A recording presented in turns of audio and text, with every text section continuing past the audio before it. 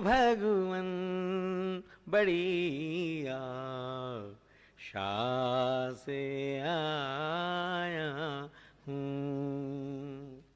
तेरे दरबार में भगवन बड़ी आशा से आया हूँ।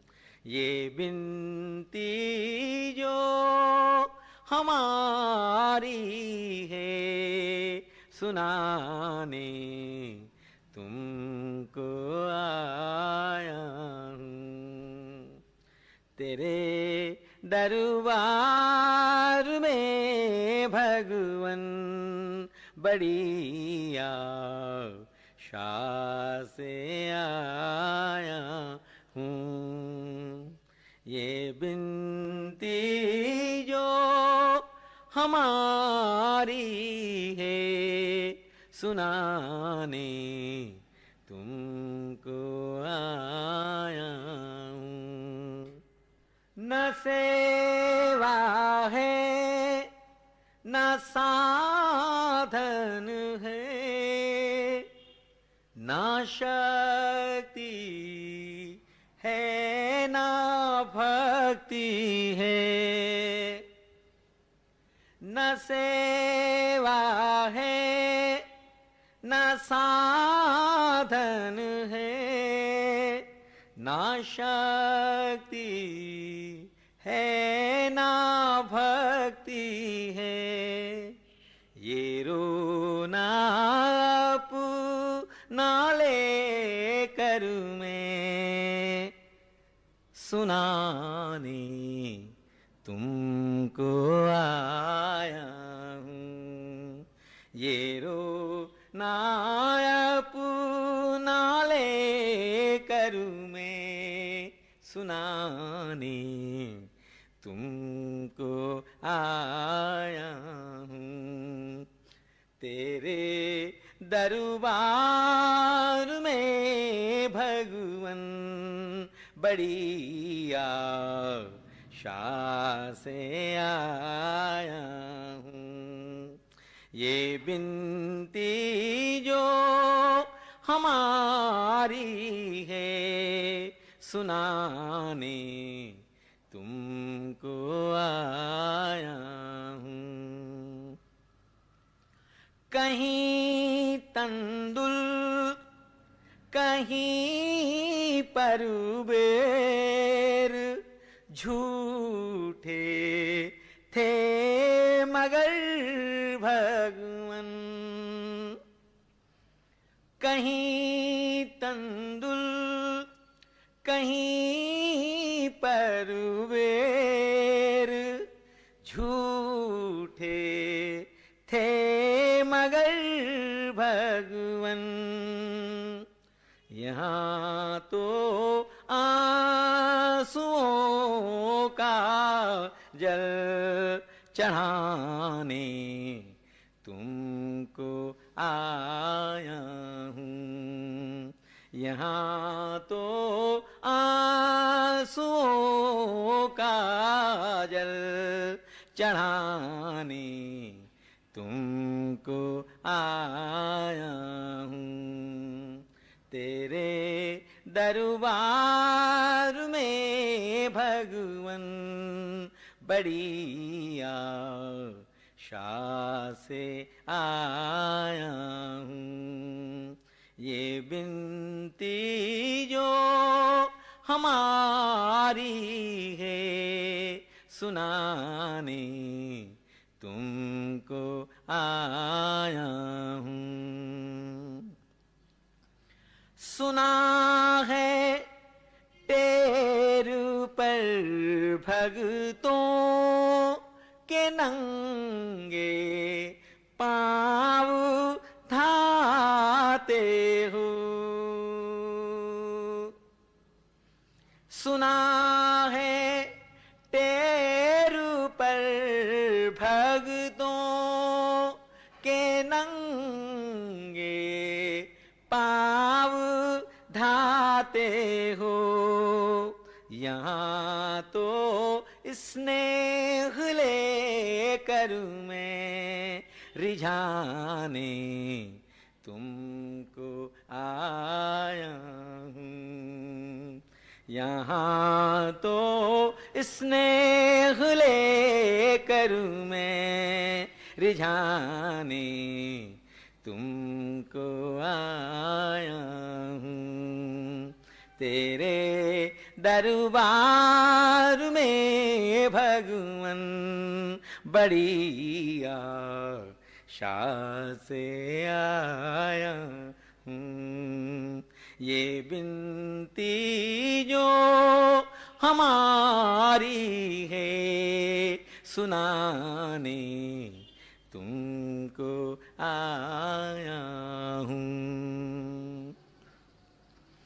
पतित को भूल मत जाना,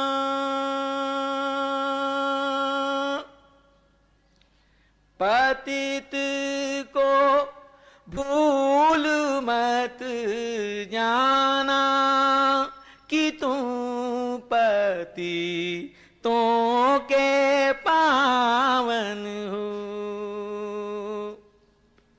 पतित को भूल मत जाना कि तुम पतितों के पावन हो। बिरद की याद में भगवन दिलाने तुमको आया हूँ। बिरद की याद में भगवन दिलाने तुमको आया हूँ। तेरे दरबार में भगवन बड़ी आशा से आया हूँ। ये बिनती जो हमारी है सुनाने तुमको आया हूँ। तेरे दरबार में भगवन बड़ी आशा से आया हूँ। ये बिनती जो हमारी है सुनाने तुमको आया हूँ।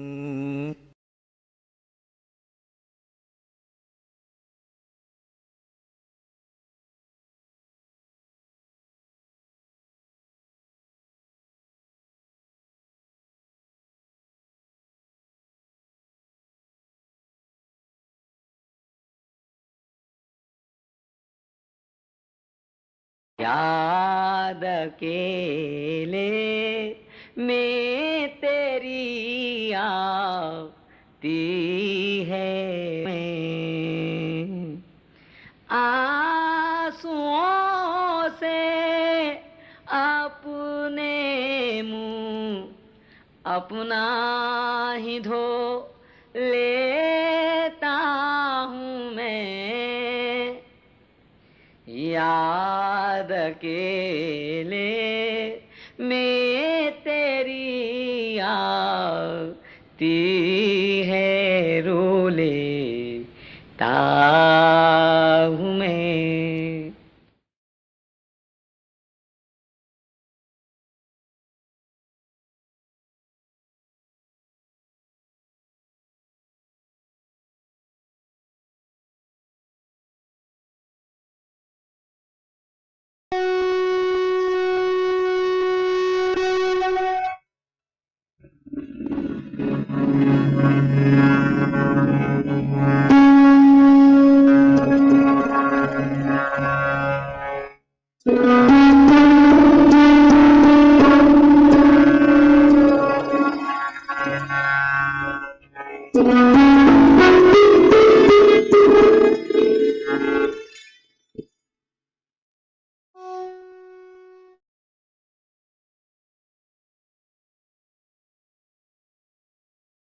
पूज्य माता और बंधुओं, अभी एक भजन होगा और भजन के साथ साथ सभी भाई बहन अपने अपने इष्ट का ध्यान करेंगे। ध्यान कैसे करें, वो शॉर्ट में ध्यान करने का तरीका मैं आपके सामने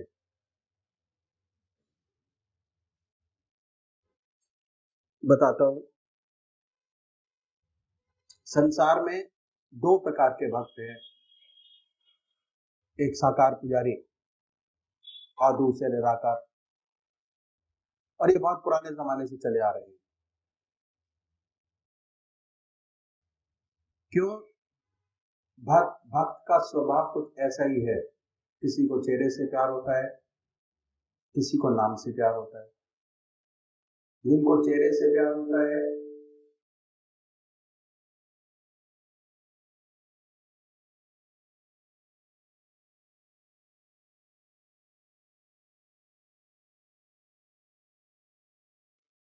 वो है साकार पुजारी, जिन्हें शक्ल से प्यार नहीं होता वो है निराकार।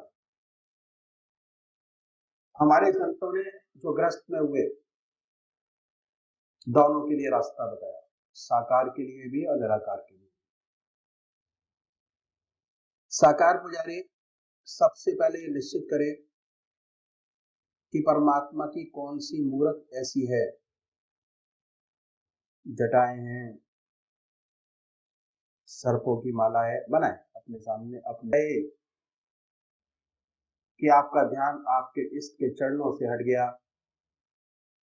फिर दोबारा अपने मन को पकड़िए, अपने इष्ट की याद में लगाएं। फिर कहीं दूसरी जगह मन चला जाएगा, उनको पकड़िए, अपने इष्ट की याद में लगाएं। निरंतर प्रयास करना पड़ेगा। यकीन मानिए, अगर आप 20 मिनट की कंसंट्रेशन में, ध्यान में आज आपके 50 विचार आ रहे हैं, तो अभ्यास से अगर निरंतर अभ्यास करते रहेंगे तो एक दिन ऐसा आएगा कि जब जैसे ही आप पूजा में बैठेंगे, आपका मन आपके इष्ट के चरणों में लगा होगा। दूसरे वो भाई हैं निराकार भगवान के उपासक है, ओम, अल्लाह, वाहिगुरु, बड़े प्यार से बैठे, मन को साफ कीजिए और ये महसूस करें कि हमारे दिल से ओम नाम निकल रहा है और हम उसको सुन रहे हैं बड़े प्यार से। ओम ओम ओम। जैसे कोई दूसरा विचार आए, उन विचारों को हटाइए, फिर अपने इष्ट की याद में लगिए, अल्लाह अल्लाह, बड़े प्यार से। सांसारिक विचार आएंगे, उनको हटाएं, फिर अपने इष्ट की याद में लगे, फिर हटाएं, फिर अपने इष्ट की याद में लगे। तो अभी एक भजन होगा और भजन के साथ साथ सभी भाई बहन अपने अपने इष्ट की याद में बैठेंगे।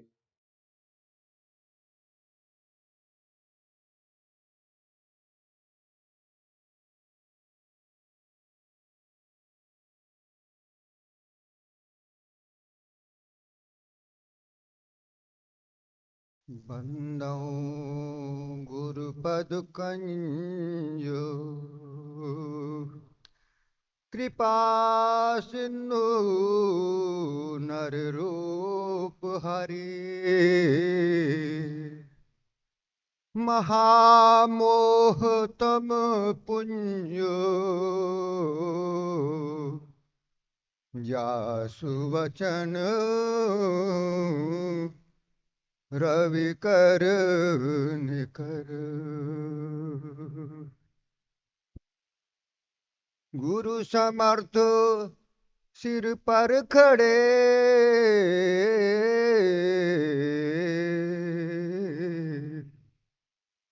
कहा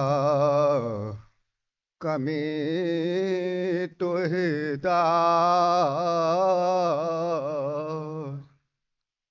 री रिद्धि सी सेवा करें, मुक्ति न छाड़े पार। आप जाहिर आप बातिन, साथ हम सबके हैं आप जाहिर आप बातिन, साथ हम सबके हैं आप।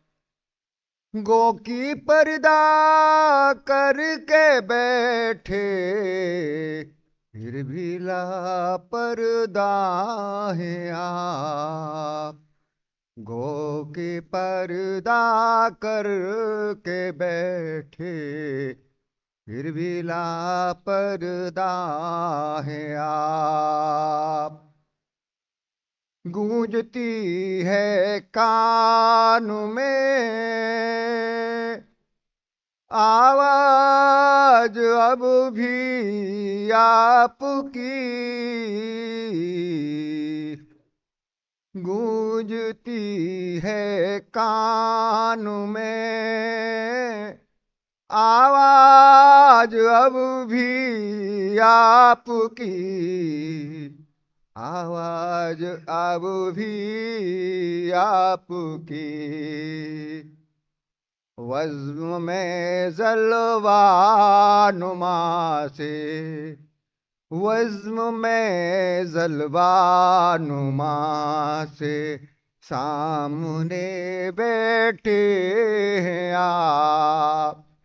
वज़्म में जलवा नुमा से सामने बैठे हैं आप जाहिर आप बातिन, साथ हम सबके हैं आप। दिल के टुकड़े आपके हम, आप कहते थे हुजूर। दिल के टुकड़े आपके हम, आप कहते थे हुजूर। आप कहते थे हुजूर। फेर कर फिर मुँह यूं हमसे, फेर कर फिर मुँह यूं हमसे, कैसे जा सकते हैं आप जाहिर आप बातिन, साथ हम सबके हैं साथ हम सबके हैं आप। जिस्म तक महदूद जब थे, दूरियां मुमकिन भी थी। जिस्म तक महदूद जब थे, दूरियां मुमकिन भी थी। दूरियां मुमकिन भी थी।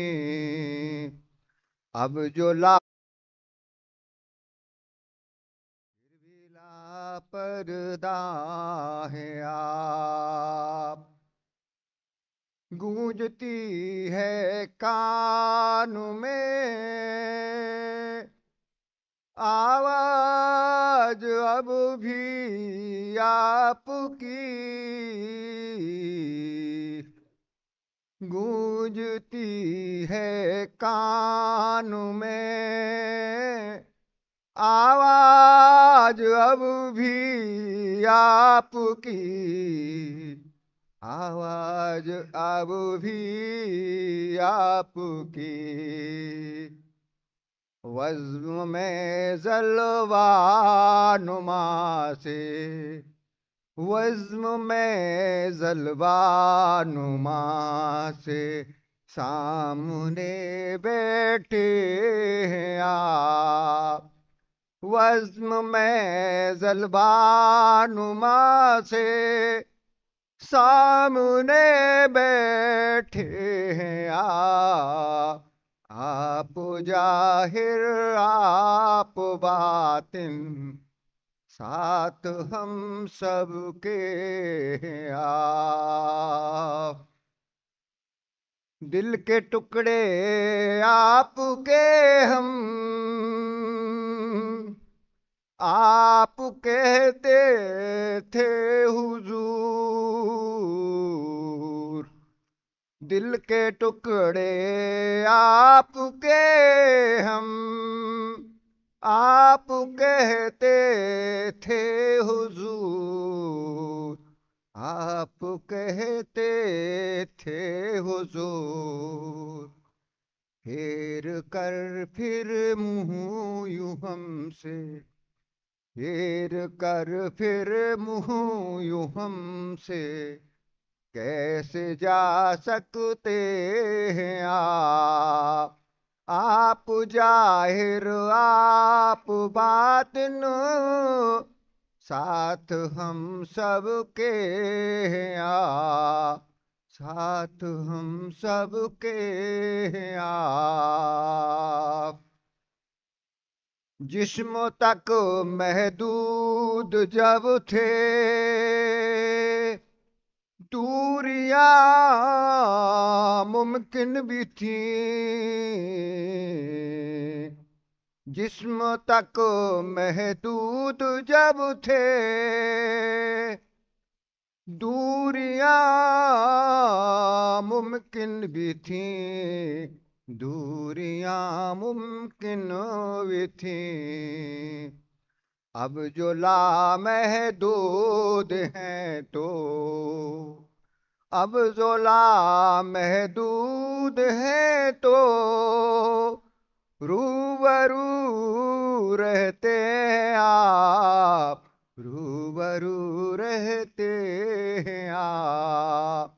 गो के पर्दा करके बैठे फिर भी लापरदा हैं आप जाहिर आप बातिन साथ हम सबके हैं साथ हम सबके हैं आप।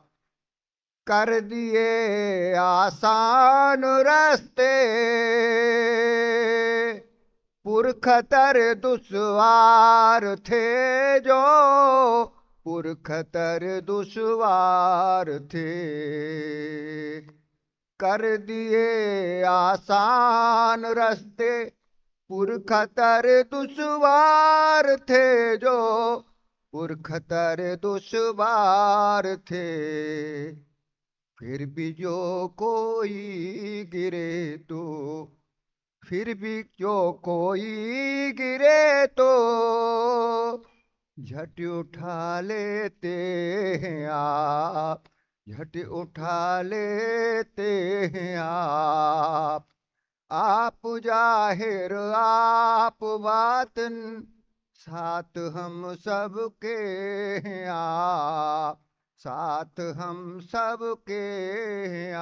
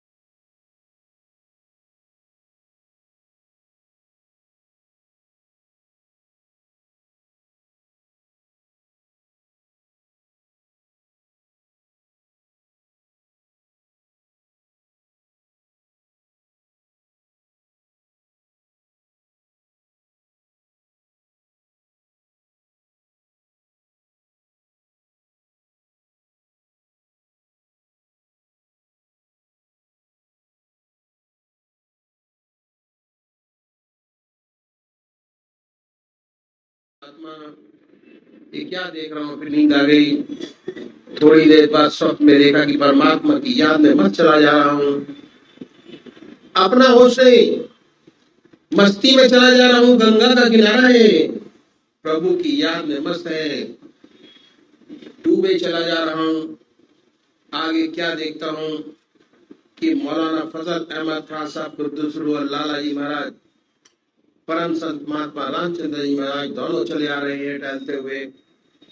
जब पास आ गए, होश आया, नतमस्तक चरण छू कर प्रणाम किया। वे खड़े हो गए।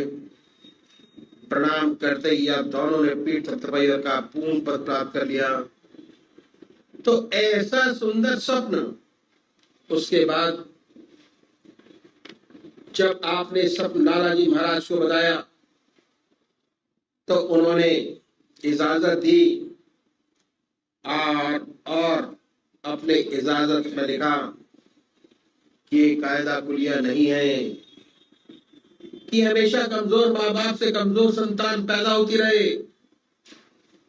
अगर अल्लाह चाहे, भगवान चाहे तो ऐसा शेर पैदा हो सकता है जो आज से 500 वर्ष पहले पैदा हुआ हो।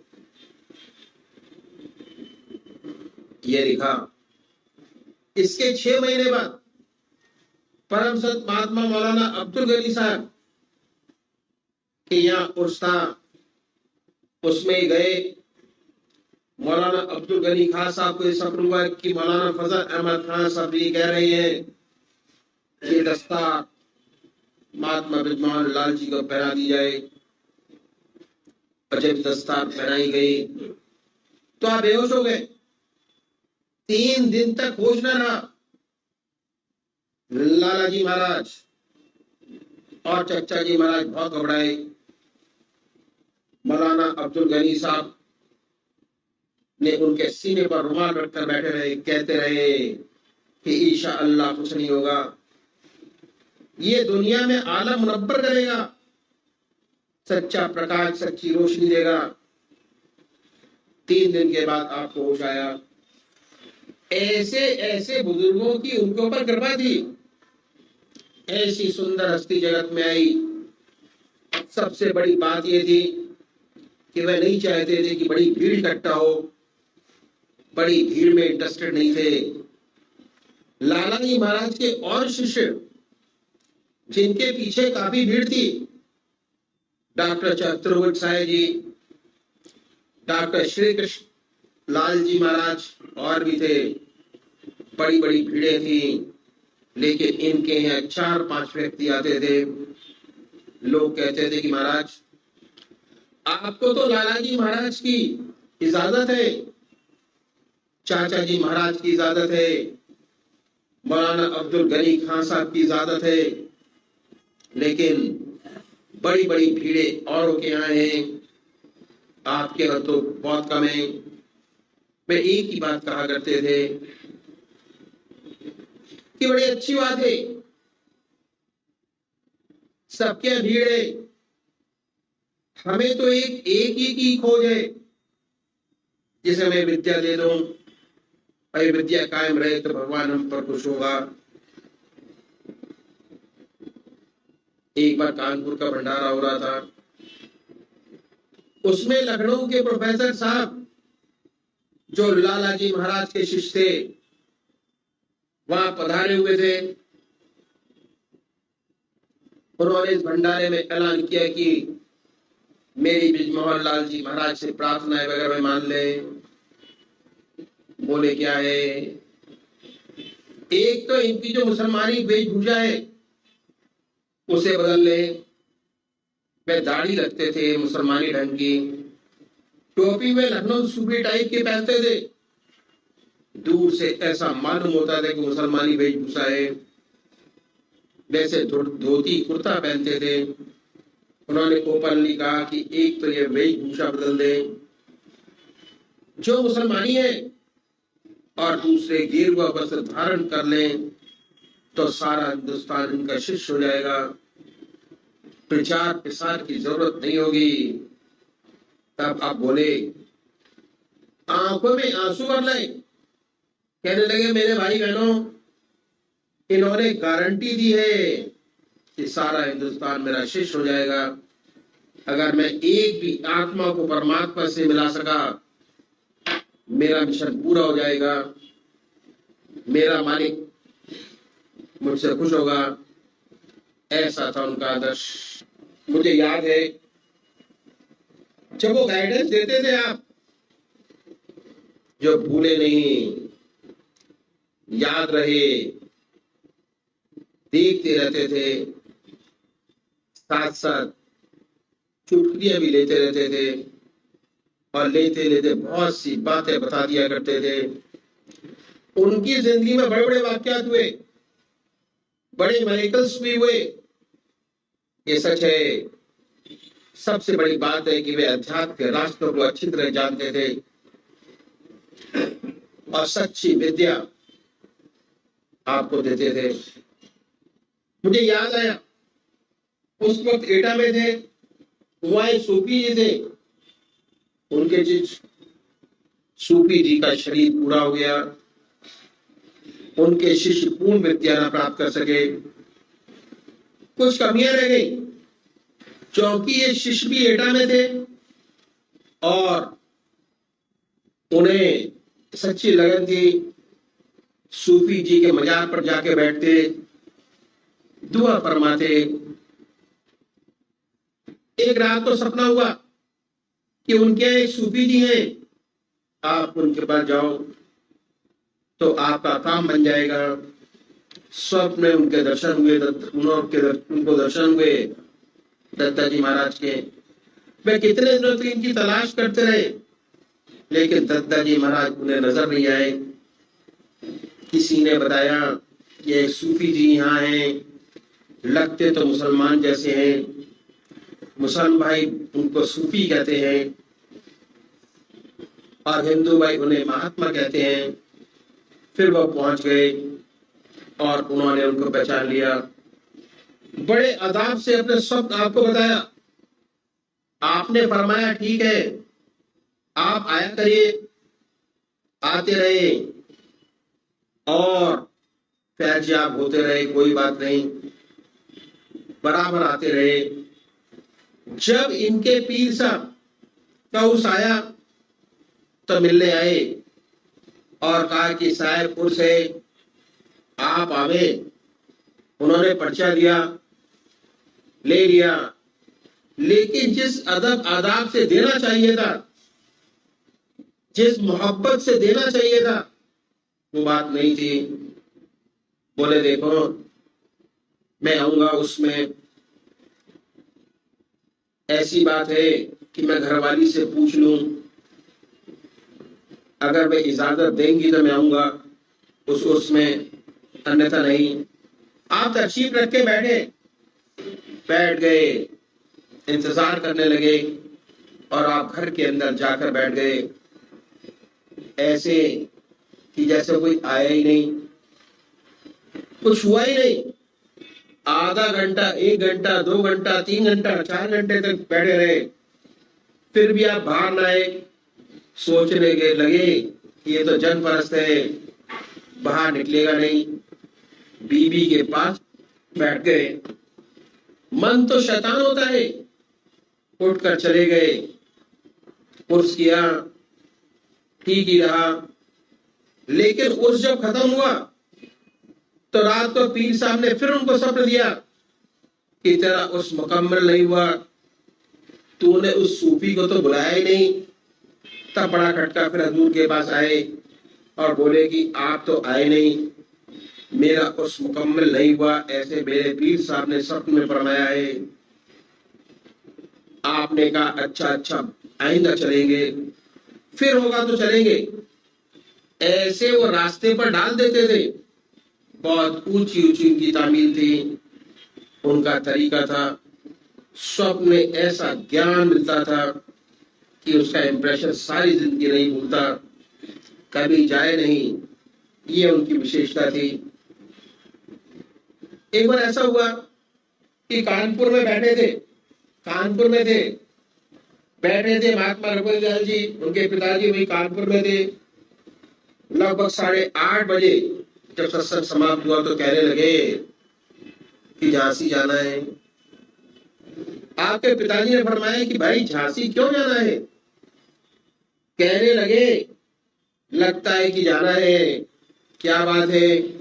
ये बात चली रही थी कि इसमें टेलीग्राम आ गया, transfer to Jhansi, join immediately, leave by first train, जाना है। नई जगह थी, कभी झांसी गए नहीं थे। एक रिटायर्ड वकील थे जो परम पूज्य चाचा जी महाराज के पास आते जाते रहते थे। आपने उनसे कहा कि भाई बड़े के साथ, इनको बड़े कहते थे, आप चले जाओ। वकील साहब रिटायर्ड लाइफ व्यतीत कर रहे थे, उनके साथ चले गए। और प्रातःकाल ही दोनों झांसी पहुंचे। झांसी पहुंचे, बाजार गए, बोले कि भाई दफ्तर में जाने से पहले कोई नाश्ता कर ले। बाजार में एक हलवाई की दुकान पर पहुंचे। उत्तर प्रदेश में उस समय नाश्ता था देसी घी की जलेबी और दूध, एक पाव जलेबी और आधा सेर दूध, 2 जगह लिया। नाश्ता करने लगे। इतने में क्या हुआ कि एक फकीर आ गया। फकीर के आते ही सारी दुकानें फटाफट बंद होने लगी। सारे दुकानदार बंद करने लगे। लोग कहने लगे कि भागो भागो। ये तो उस दुकान पे दूध पी रहे थे। दुकानदार ने भरसक कोशिश की कि ये भाई अंदर आ जाएं, लेकिन ये नहीं गए और दुकान पर शटर नहीं डाल सका वो। और वो फकीर वहीं आके खड़ा हो गया उन्हीं के पास। उसने महाराज जी का हाथ पकड़ लिया और कहने लगा कि दूध पिला दे। इन्होंने कहा कि हाँ जरूर भाई, जरूर दूध पियो। उसे भी एक पाव जलेबी और आधा सेर दूध, इसे भी दो। इसके बाद और मांगा। उन्होंने फिर कहा कि आधा सेर दूध और एक पाव जलेबी और दो। उसके बाद उसने दूसरी बार भी दूध और जलेबी का नाश्ता किया। उसका पेट भर गया, उसने डकार ली। उसके बाद उसने और जिद की कि और खाऊंगा। बोले पेट तो भर गया, खामा खा जिद कर रहा है। वह जिद करने लगा कि नहीं खाऊंगा, नहीं खाऊंगा। अच्छा खाओगे, 1 पैसे का दूध और जलेबी और दे दो। हलवाई ने दिया, लेकिन वह होठ से छू तक न सका। भरसक कोशिश की, लेकिन उसके बाद वो झल्ला गया। और झल्लाने के बाद उसने शेर पड़ा कि ये दर्द दिल ही तो है जिसे उसे पाते हैं। और उसके बाद वह करता क्या था कि कहने के बाद बद्दुआ देता था। और उसकी बद्दुआ में इतनी शपथ थी, इतनी बात थी, इतनी सबल थी, इसलिए he was a terror Jhansi. उसके सामने कोई नहीं पड़ता था कि भाई बद्दुआ ना दे दे। उसकी बद्दुआ लग जाती थी। जब उसने कहा कि दर्द दिली तो है जिससे उसे पाते हैं, तो आपने उसका हाथ बड़े जोर से झटका और कहा, अरे गम भगत, ये दर्द दिली तो है जिससे उसे पाते हैं। आप खुदा भला करे उनका जो उनका दिल दुखाते हैं।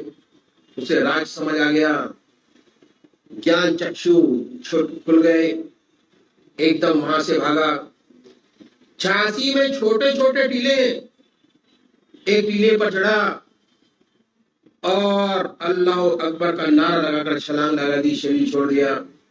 बात क्या थी? बात ऐसी थी कि वह बहुत सताया हुआ था। उसकी छोटी उम्र में उसके रिश्तेदारों ने, उसके माता पिता का स्वर्ग हो गया, उसे छोड़कर चले गए। उसके रिश्तेदारों ने उसे टूटा खचोटा, बहुत तंग किया। और तंग होकर के दुनिया छोड़कर वह परमात्मा की ओर लगा। और क्योंकि उसका दिल टूटा हुआ था, बहुत दुखाया हुआ था, भगवान के सम्मुख बहुत रोया और उसे ऐसी सिद्धि प्राप्त हो गई कि जो कह दे सो जाए। अब चूंकि वह संसार का सताया हुआ था, इसलिए बद्दुआ ही देता था, और उसके सामने जो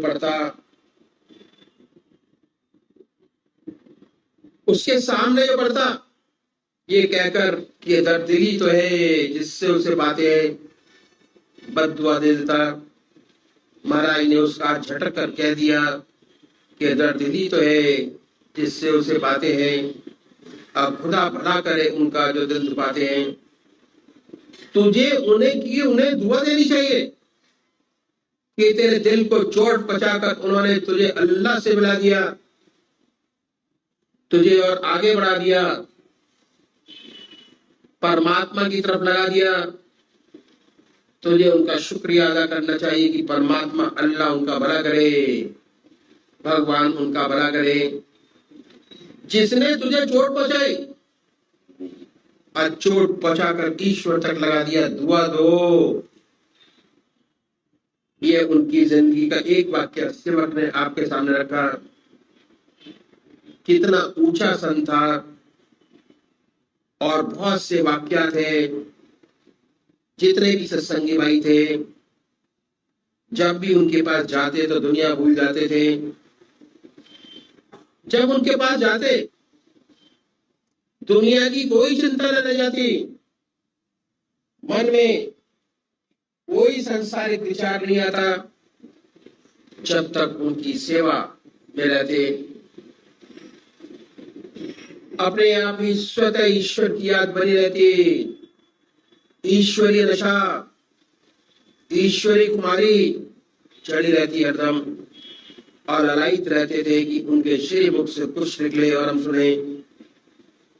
देखते रहते थे कि कब मौका मिले उनके पास बैठने का, और साथ साथ डर भी लगता था।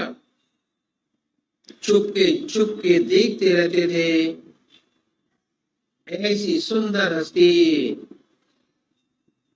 उनके पास बैठने से ही मन विचार शून्य हो जाता। चित्त का निरोध उनके पास बैठने से ही होता था। खाली सोबत से मन विचार शून्य हो जाता था।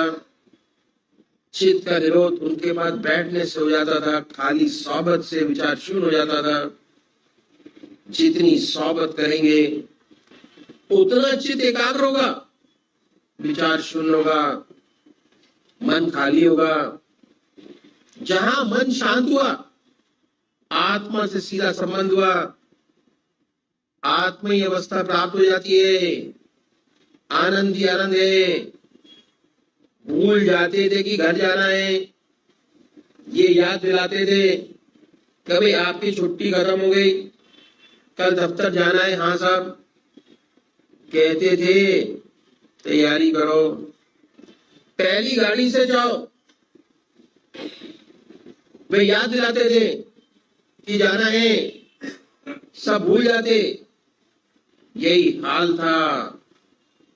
ऐसी ऊंची हस्ती, ऐसा व्यक्तित्व था, ऐसे वे महापुरुष थे। उनके जमाने की बहुत सी घटनाएं घटी उनके जीवन में। एक घटना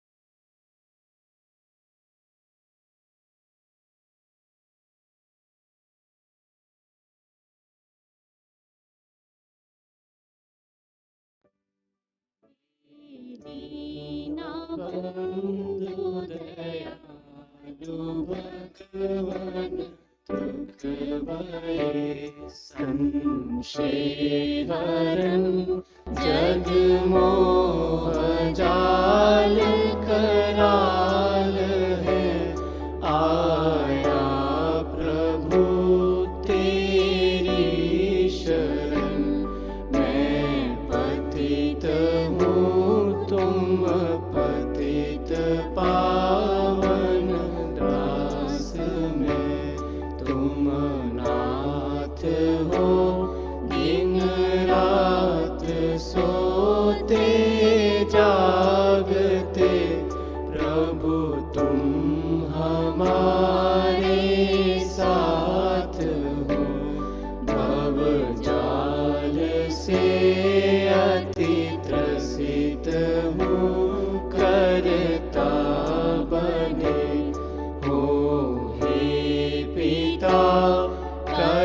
जोड़ कर अति दीनता से नाथ ये वर मांगता, गुरु के चरण में प्रेम और गुरु भक्ति मुझको दीजिए।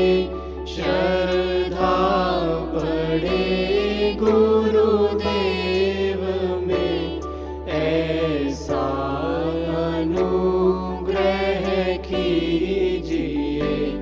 सर्वस्व अर्पण कर सकूं प्रीति बढ़े, गुरुदेव पर जो ही भूमि पर गुरु चरण हो, आँखें बिछाऊं दौड़ कर, बोलूं तो गुरु चर्चा करूं और मौन पर गुरु ज्ञान हो। सोते में गुरु का स्वप्न हो, जगते में गुरु का ध्यान हो। पापी अधर्मी कुटिल कामी जानते, आश्रय दिया गृहवासी गुरुदेव जी। निज दास मुझको कर लिया, अंतिम विनय है आपसे पूरन गुरु। पूरन पिता तब चरण पर हो शीश, जिस दिन प्राण हो तन से जुदा। हे दीन बंधु